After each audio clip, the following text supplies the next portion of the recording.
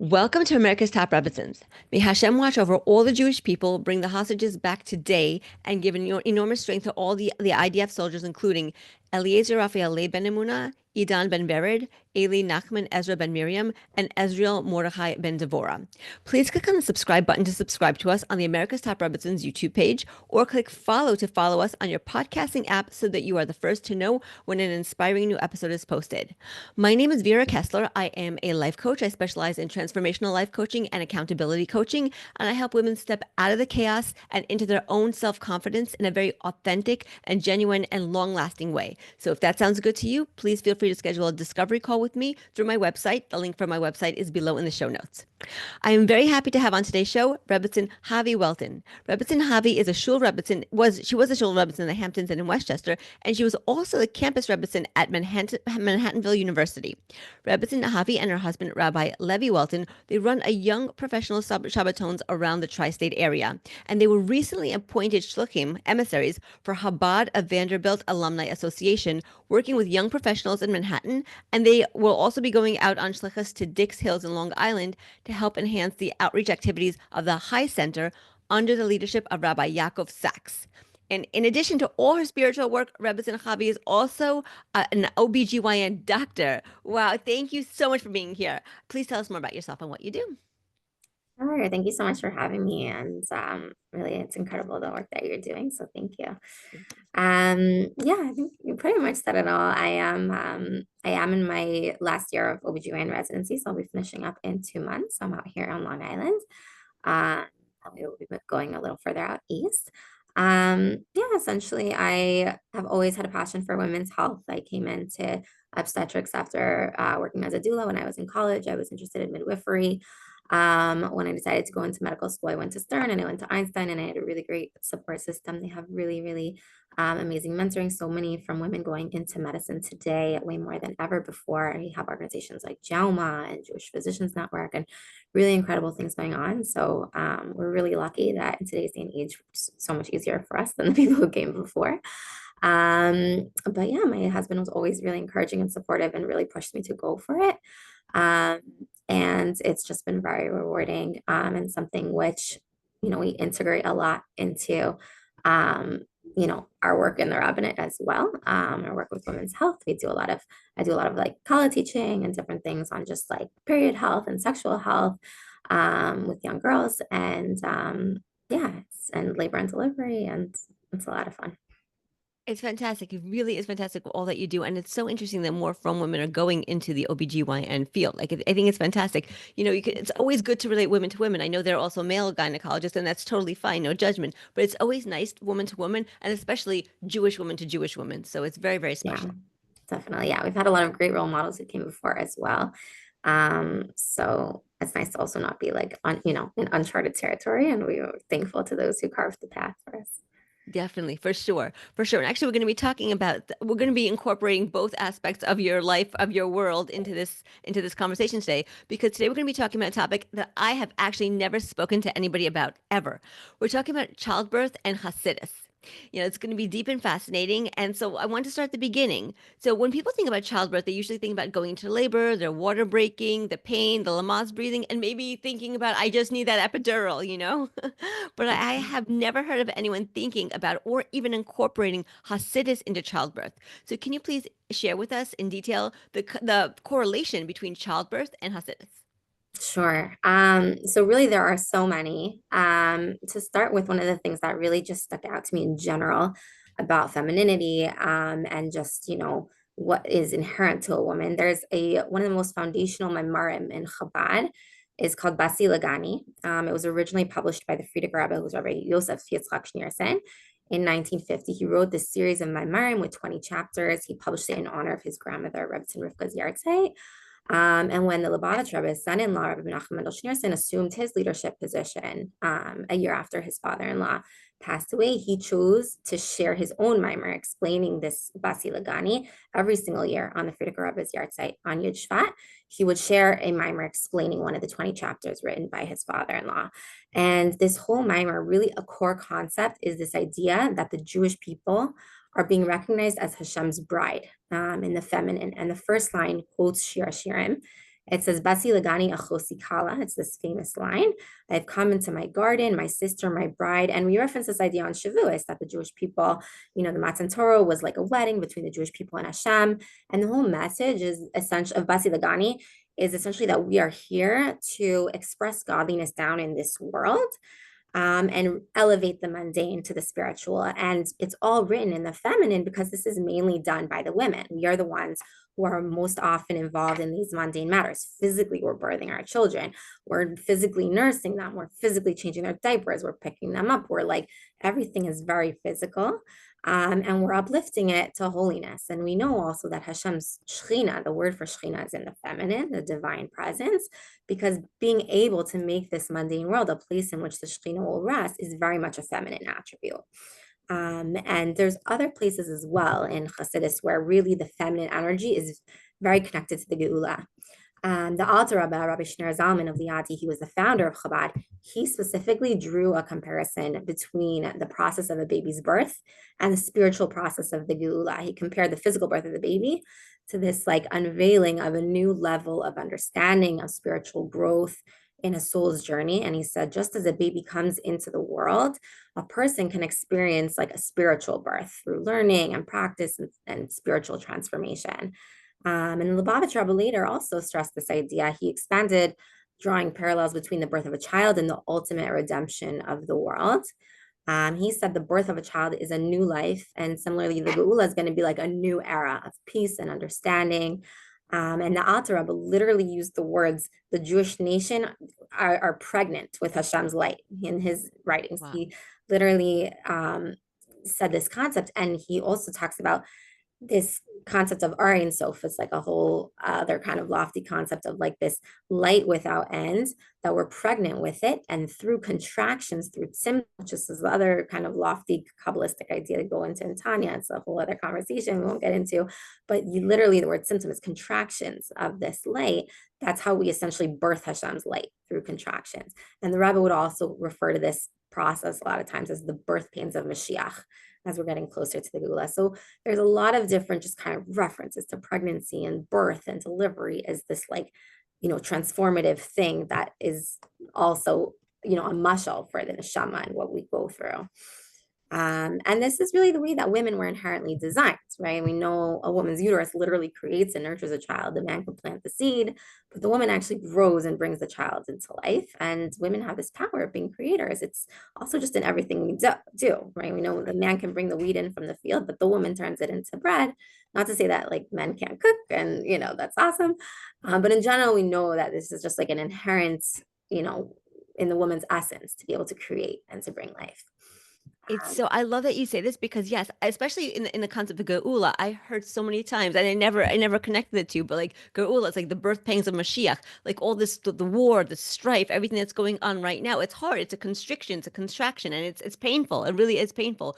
But yeah, you can think of that when a woman is in labor, giving birth, that hurts. It really, really is painful. And there's definitely a correlation between the two, because when a woman is in labor, she's giving birth to a new life. Just like we're in the time period of almost Geula, like we're very, very, very close, and it's getting, there's a lot of pain in the world and suffering. So yeah.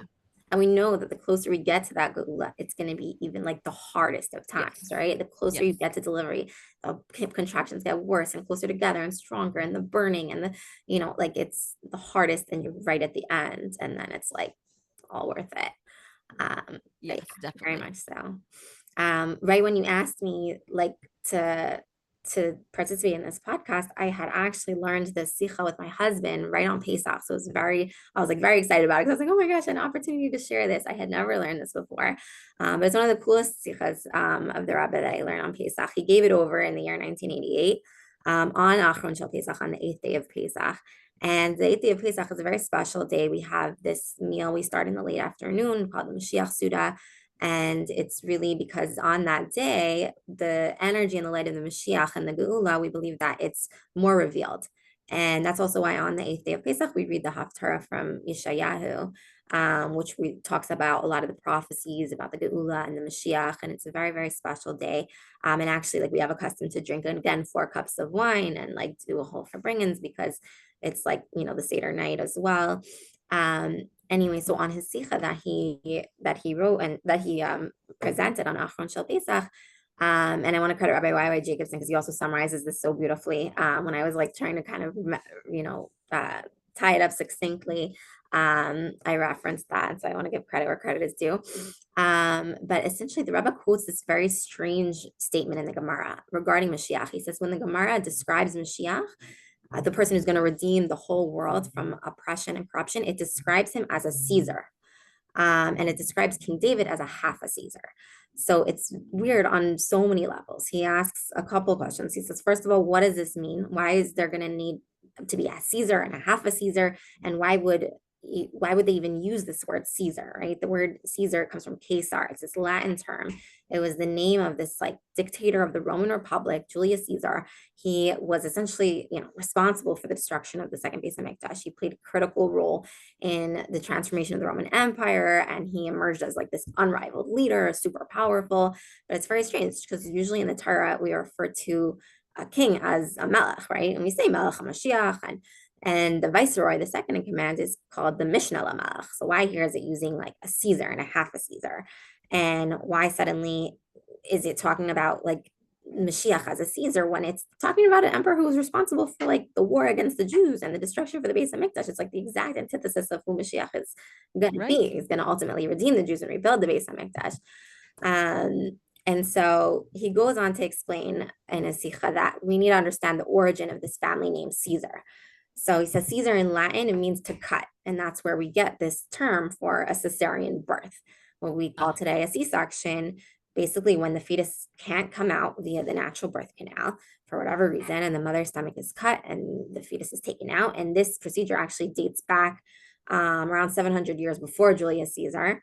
And in the Gemara, we call it a baby born by a C-section, a Yotzet Dofen, basically a child who comes out through a wall, literally taken out from the abdomen, uterus. And Julius Caesar had a grandfather who was born through a cesarean when his mother passed away, and he was named the Caesar, and it became the family name of all of his descendants because he was like born this way. And what's even more crazy is that this title of Caesar is actually used, it's universal. Like in German and Yiddish, we say Kaiser, and in Russian, we say Tsar, and they're all related back to that original word, Caesar. And that's now fascinating. Oh my God. I never knew that. It's like a great piece of history of it. Yeah. Wow. Yeah. And the Rebbe goes into it all in his Sika, which is like, it was so exciting for me. And it's very cool. So he basically goes on to explain what is a leader. He says someone who can lead his people and expand their horizons and essentially like leading them into uncharted terrains. He opens new pathways in their thinking process, and what others think is impractical, he says, no, we can do it. And he says that this is the best way to describe such a personality, is a Caesar.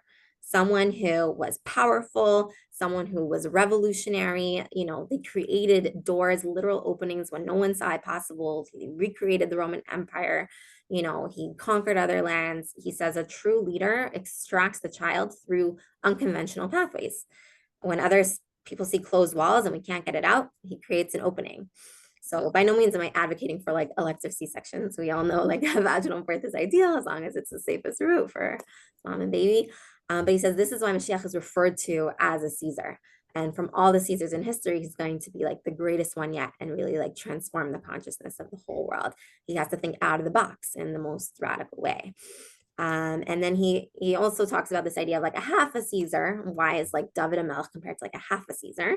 So he says, because there is this element of the other Caesars being like destructive and aggressive and imposing, their new realities on people. They were brutal.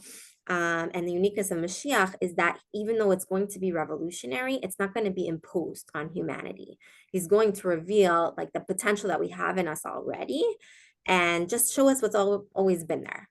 So this idea of that it's going to be an unparalleled revolution, but it's going to be fully integrated. It's not going to feel so revolutionary and so crazy and so beyond. It's going to feel natural. It won't seem radical. He's going to essentially embody what David HaMelech was. David HaMelech was a king amongst his people.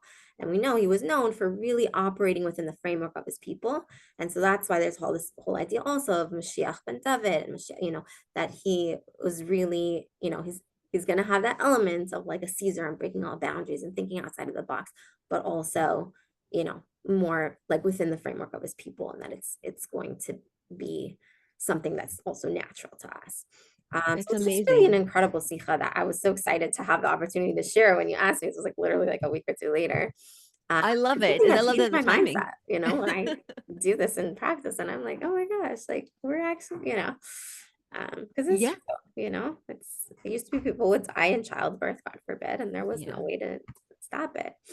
Um, Right. And so for people who are not familiar with the word sikha, can you just tell us what a sikha is? Sure. Yeah, it's essentially so the Rebbe has like there's Likutei Sichos is books and books of basically commentaries on different parshas, on different holidays. Yeah. And a lot of times he would say them over, a lot of times they're in Yiddish and he would say them over and they're transcribed.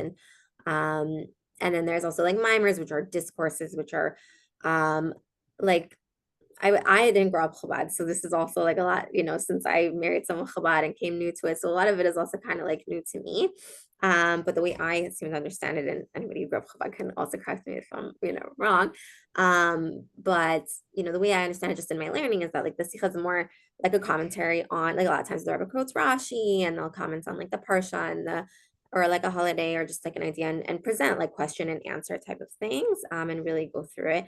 And whereas like a mimer, a lot of times there's like kind of just a little more like a lofty Chassidic topic, which you like kind of delve into and be able to draw like parables from and kind of, just like relate to your daily life. It's kind of, for me at least, it's like a lot more of like just like thought and um, yeah, like Hasidic thought discourse. Right. Yeah. And the mimer is also like written by multiple different rabbis, like we said, like Basi L'Gani by the Frierdiker Rabbah and different. And a lot of times, like at a boys bar mitzvah, they'll say over a mimer, and but both of them were oftentimes said and then recorded at different like for bring-ins and stuff. Beautiful. That's beautiful. Mhm. Thank you. And thank you for explaining that. So we were talking about specifically about childbirth, but I want to ask you now about the actual pregnancy. From the moment that you find out that you're pregnant to the time you give birth, you have this precious little life inside of you. And for some women, pregnancy is a wonderful time. They're joyful, they're excited, and others are throwing up and they're tired and they're miserable all the time. Having a mindset that incorporates Hasidus can really, really change the way the women experience pregnancy. So can you please share with us some Hasidic wisdom that pregnant women can keep in mind during their pregnancy? Yeah, definitely.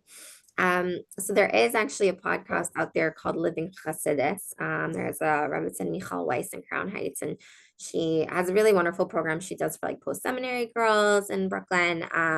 And she talks about this a little bit. So I want to also like, give her credit where she talks about the concept that's also a big concept in Chasidus that the moach shalit al halev, that your brain directly impacts your heart. And by heart, it's also like your physical body, right? Our mindset directly impacts our physical body. So, like you said, it's like you're physically going through all these like hard times, and pregnancy can definitely be challenging.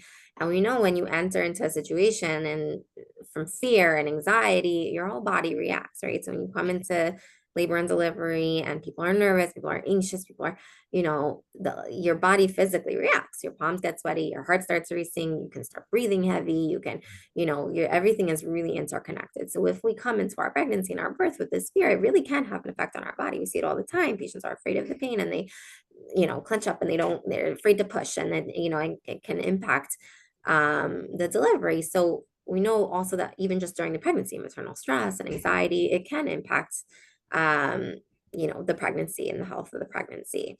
And in Chassidus, we learn that like all challenges are opportunities for growth, right? Any I experience love in that. life leads to growth, but there's a stage of struggle. And Michal talks about this concept of yesh and ayin, which is also a well-known concept in Chassidus, that there are stages in life essentially where you are settled, right? You know what your certain experience is like. So in pregnancy, you get used to it. In 9 months, you know what it's like to be pregnant. The baby's inside. It's one thing. And then even after you have the baby and even if it's a little chaos, like you settle into your routine, you know what it's like, you're settled.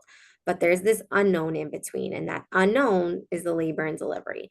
And so the yesh is like this settled time where you know what it is, and ayin is kind of this unsettled period where you don't exactly know where you're going, you don't know how it's going to go, and it's this kind of very unsettling space. And so she says it's really important to, as you're preparing for your delivery, really really think about it with yourself, with your friends, with like your partner, with, your husband, your doula, whoever is going to be there with you.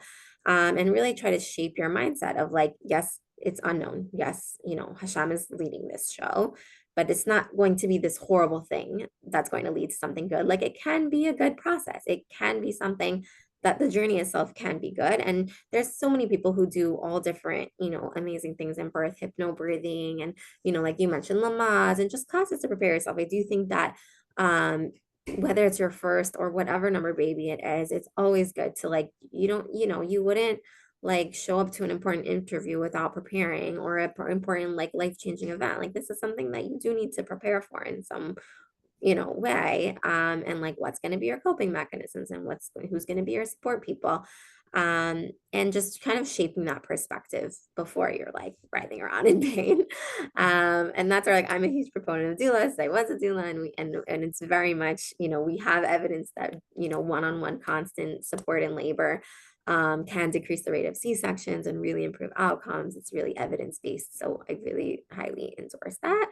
And and also just having that perspective. She mentions that like every single contraction, if you think about it as being like one step closer to your baby. And like we talked about, like that birth pains of Mashiach, like as they get more intense and they get closer together, you're closer to meeting your baby. And even though it's hard, it's like the end is so near and you're so close and you're almost there. And also having that idea in your head constantly of like, yes, this is hard, but like I am co-creating with Hashem himself. Like this is your labor, and your birth is, there's like, people like they say it's holier than Yom Kippur. Like when a woman is davening in labor, it's her like standing there right before Hashem. Like her life is literally in Hashem's hands, and Wow. your prayers are so powerful. And it's really, you're back to like, you're just Chava in the Garden of Eden, like you're really just there with Hashem, and it's a really holy time. And so when we turn to Hashem, we know we give ourselves over to Hashem. Like this isn't in our control. Really, you let go and you let God, and this is the time where you're the most helpless, but you're also the most empowered, because you can say like, you know what, I'm giving this up to you, Hashem, and I'm gonna do everything that I can on my, like to prepare. But it's really all in Hashem's hands. And choosing the people who are going to be with you also are really important, because you have this mindset, but you want people who are going to encourage that For sure. mindset, and preparing that beforehand too, because the people who are in your delivery room with you really does make a difference. Oh, it's for sure. You definitely need that support. Like you're really in a moment of weakness. Like when you're in labor, like you really can't. You really need so much support from as many people who are going to support you. You don't need any negativity in that labor and delivery room. Yeah. Um, so I mean, you're a mom and you have personally been pregnant and given birth. So you are familiar with the experience, not only from a doctor's perspective, but also from the perspective of a woman in labor. And those are two very different perspectives. And I would love to speak about them both. So let's start with you personally. You were pregnant and gave birth to your children. How did you incorporate the principles of Hasidus? What was it like for you carrying and delivering your babies from this mental and emotional perspective? Yeah. Yeah, I think I have three beautiful children. Two of them were born during residency. Um, Wow. and of course, every pregnancy is different, and every delivery is different. I had two were like inductions and preeclampsia and like all the crazy stuff I never planned on and thought would happen. And then one was like went into labor smoothly on my own. It was the best thing, and whatever. So every delivery is different. With our youngest child, most recently, my pregnancy was particularly challenging because the doctors had been predicting a scary outcome. Not to get into too much detail, but it was from early on in the pregnancy. And it was just a very scary time for my husband and I. And we really just turned to like davening, went to the aisle, daven by the Rebbe. We just, increased in learning. My husband really increased in his learning, taking on, more mitzvahs. Just like really, it was just like an opportunity to just really focus on our Amuna. And thank God she was healthy. Thank God. And it was, but I think a lot of people have these experiences where they go through something challenging in the pregnancy or at the delivery or whatever, and it's just very much a test in your Amuna.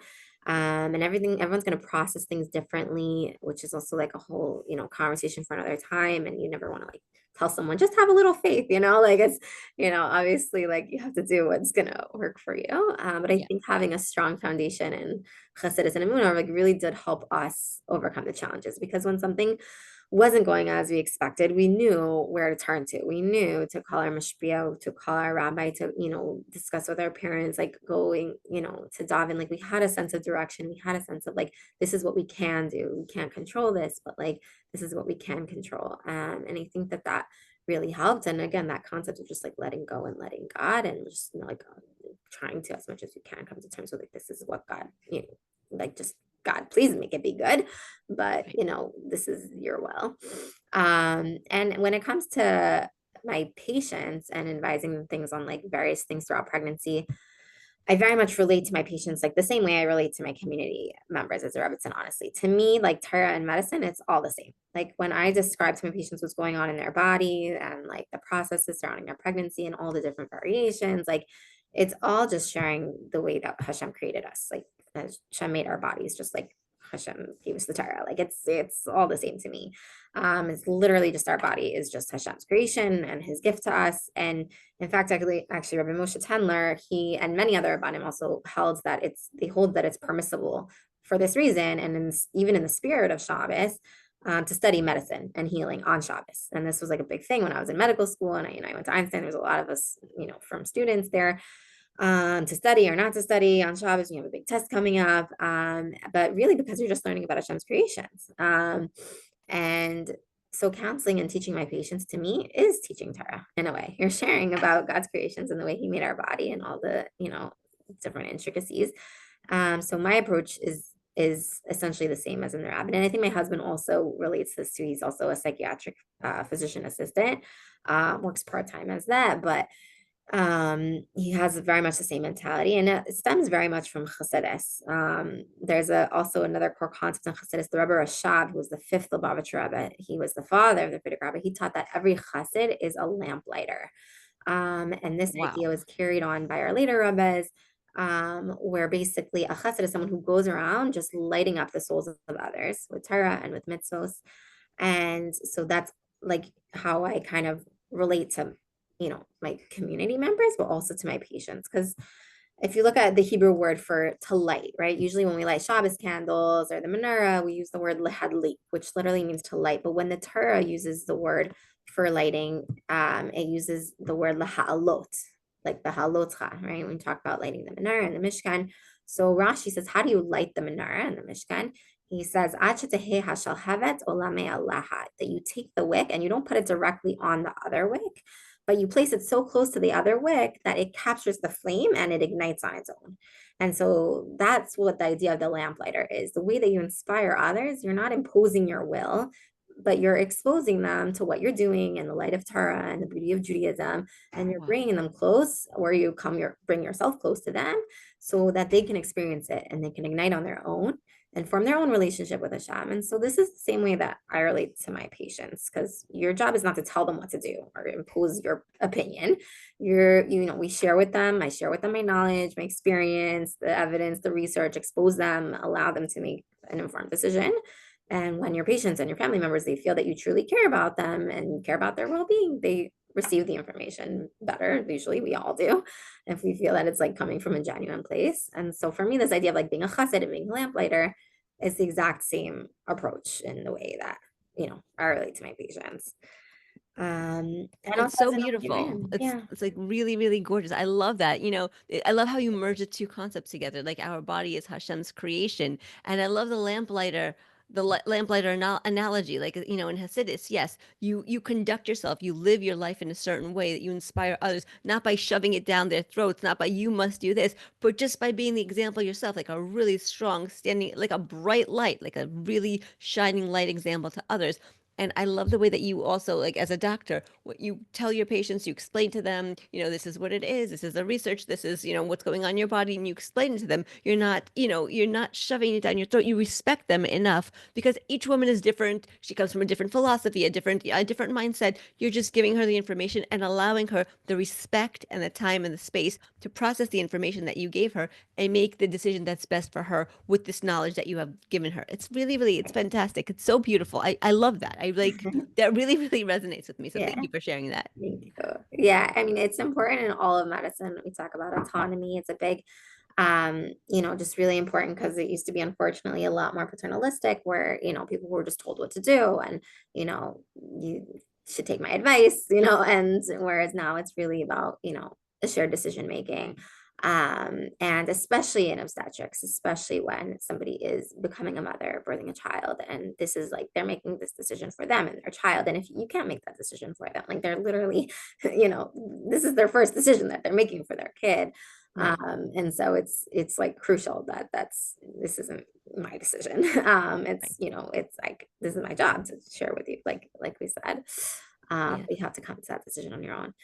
And also just in general in my practice, like in residency as an OB-GYN, there was a lot of the things where like Torah and Judaism, like I tried to like just infuse it. Like when I started residency and I was deciding like how to cover my hair in the hospital, and like it's really, gross to wear a shades all the time and you're getting amniotic fluid and you're like, Yeah.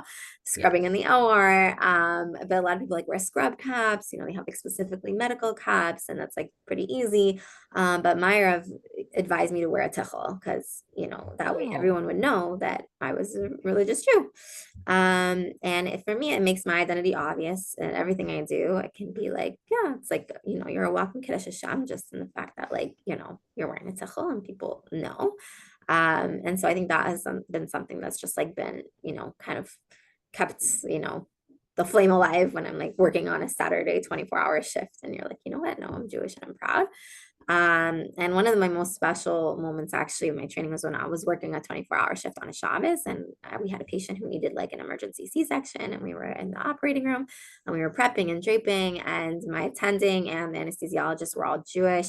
And Shabbos had like just ended right before we started, and we like timed out to do the C-section, and then we were like Baruch Hamad being Kodesh L'chol, and we like started. And for me, it was just like moments like that where you truly feel Hashem's presence in the room, and you like really feel like you're just like, this is all like what it's all about. And you bring Yiddishkeit into everything you do, whether it's, in medicine or whatever your job is, like you infuse your life with Chasidus or Torah, or, all of it, like you truly feel Hashem's presence. And that's what it's all about. It's about elevating the sparks, elevating the physical to the spiritual. So, yeah. so beautiful, so beautiful. And I love what you just said, about you're infusing Hasidus, you're infusing Torah and Judaism into just the way that you live your life, whatever job. You don't necessarily have to be a doctor to do this. Whatever job you do, you could be a stay-at-home mom, you could be a lawyer, an accountant, you could work in a grocery store, and just it's just the way that you live your life. It's who you are. It's so beautiful.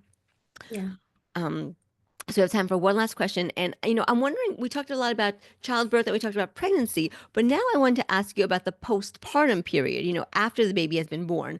So although the woman is no longer pregnant, she gave birth already, her body and mind are still very much recovering from the childbirth process. So can you please share some words of strength and guidance for women who just had a baby, whether it's their first or their eighth, and, on living life as a mother through the lens of Hasidus? Yeah. I think for many of us, honestly, the postpartum period is harder than the pregnancy, than the delivery. Like it's really, really, really hard. It is. And for us, we call it like the fourth trimester, and it's Right. really no joke.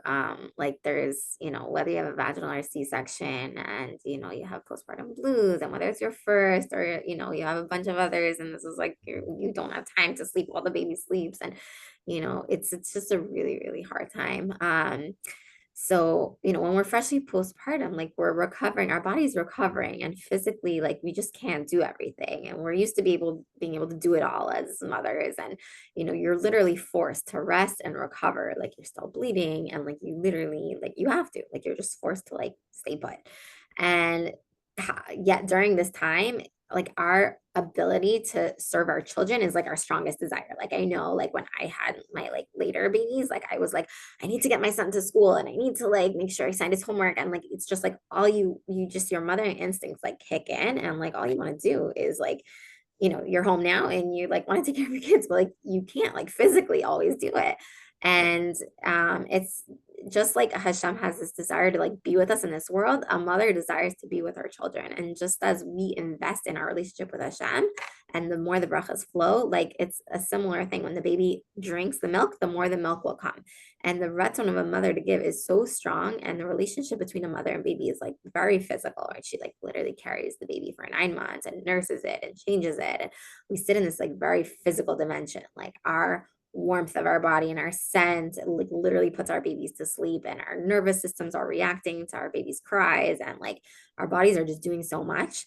But what's hidden is really the spiritual connection we have to our child. So I think like one of the things when you're recovering postpartum is like you're doing all that physical, but like even if you can just like take a step and just like your baby's sleeping on you and you just like, wow, like this baby's like neshama. Like I birthed this baby's neshama. Like this neshama was at Har Sinai. Like like we brought this into this world together, like me and Hashem and like your husband, and but like really this like spiritual connection that we also have, like our neshamas are linked for forever. And the Rebbe comments that before the mother even has the baby in the womb, Hashem plans for these connections of these neshamas. So motherhood is like entrusted to this person by Hashem. And when she gets pregnant, she's elevating the soul by literally giving this baby the opportunity to do mitzvahs in this world. And she's allowing a piece of Hashem to like dwell in the physical world. We know that like everyone's neshama has a part of Hashem in it. So she's like literally bringing more Hashem into the world. And every Jewish soul is like so precious. And that's why this is the first instruction in the Torah, is to be fruitful and to multiply, even though it's dangerous, even though, it's, we know it's a commandment for the man and not for the woman, because you're not supposed to put your life in danger. Like you can't physically be commanded to do it, but that's literally why it's like such a core concept of Judaism, because this is like literally bringing more Hashem into the world. And our mothers, our imahos understood this, right? We know Sarah, Rivka, Rachel, they all struggled with infertility for many years, and they did everything in their power to pray for children. And for Leah, it was easier. But, we see like later on for Hannah, it was, there's all this concept of like difficulty with like conceiving, and is such a like, core concept in the Torah. Like so many of our mothers like dealt with this. So we see like the importance of it. And even we talk about how in Egypt, like the Jewish women were determined to have children. Like they knew their babies might get thrown in the Nile River, but yet they like, Miriam encouraged Yocheved, like stay with your husband and, have Moshe, like this is the leader of the Jewish people. And they were so determined, all these holy women before us. So when we like can think about this, when we're like home with our babies and we're struggling and you're, postpartum, to just think about like the house before us and like this tremendous like challenge, but also this like tremendous privilege that like we're partnering with Hashem and raising our children. And it's easier said than done, in those moments when you're like sleep deprived and you like, don't know what time of day it is. But I think all those like little things can help when you can like tune back into it and like regain that perspective. Yes. And I love what you said, the woman is, through giving birth to the soul, to this neshama, to this soul, to this baby, she's allowing another person to do Hashem's mitzvahs. I never thought about it that way. Of course, as a baby gets older, and they're doing the mitzvah, and they're bringing Hashem into the world. They're bringing Hashem's light into the world, and the mother, as the person who gave birth to this child, is being a co-creator with Hashem in bringing this neshama into the soul in this world, who's going to light up the world with Hashem's light. It really is it's a partnership. Yeah. Yeah. And it's a tremendous privilege. Like it's, Yeah. Yeah. It's gorgeous. It's gorgeous. Thank you. Thank you so much, Rebbetzin Chavi, for joining us on America's Top Rebbetzins. It was really like educational, very, very informative, and very spiritual and very touching to have you here with us. May Hashem watch over all the Jewish people, bring the hostages back home today, and give strength to all the IDF soldiers, including Eliezer Raphael ben Emuna, Idan ben Vered, Eli Nachman, Ezra ben Miriam, and Ezra Mordechai ben Devorah. Thank you so much again. Hey, thank you so much for having me. Of course.